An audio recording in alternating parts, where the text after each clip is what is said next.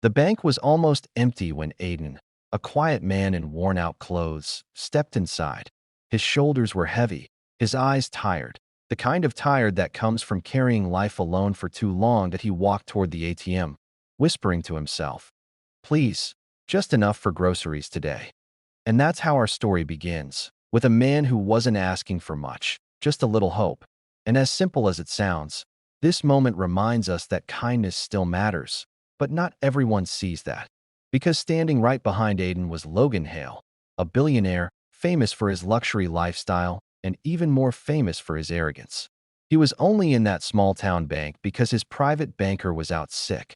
Logan watched Aiden anxiously touch the ATM screen, and with a smirk he said loud enough for the whole room to hear, "Relax, man. Checking your balance won't magically make you rich." A couple of people laughed. Aiden didn't turn around.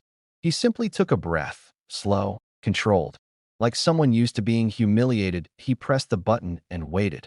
And that's when everything changed, because the moment his bank balance appeared, Aiden whispered something only Logan heard. "No, no, this can't be right." Logan rolled his eyes. "Let me guess. Overdraft fees shocked you?" But Aiden stepped back, pale and trembling. Not because the balance was low, but because it was impossibly high. The screen showed $4,000,000.23.4 million. Aiden shook his head, confused, as if the numbers weren't real. He wasn't excited. He wasn't smiling. He looked heartbroken. Logan's smirk faded. "What kind of scam is this?" he muttered. Aiden finally turned. His voice was small, but steady. "It's my dad. He passed last week. I didn't even know he had money. He never spent anything on himself. Always said he was saving for me. I thought he was joking." The bank went silent. But a man who had always struggled, a father who had quietly sacrificed everything, and now a gift that arrived too late for a goodbye. Aiden blinked away tears. "I just wanted to check my balance. I didn't expect to feel everything at once." For the first time in years, Logan didn't know what to say. This man he mocked had just reminded him of a truth he had buried under success and noise. Money is nothing without love. Logan swallowed hard. "My dad never left me anything," he admitted quietly.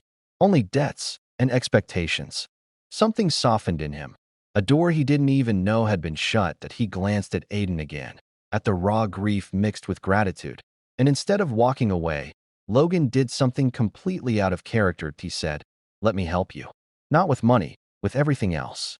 Paperwork, estate guidance, setting up a trust, legal clarity." Logan used the one thing he did have, knowledge, to make sure Aiden wouldn't be taken advantage of. And somewhere between signatures and late-night coffee, a strange friendship formed, one built not on wealth but on understanding. Weeks later, Aiden stood outside the bank again. This time, his clothes were clean, his shoulders lighter. Logan walked beside him, no longer the arrogant billionaire, just a man who finally remembered how to care. Aiden looked up at the sky. "My dad never saw me win," he whispered. "I hope he knows I'm trying."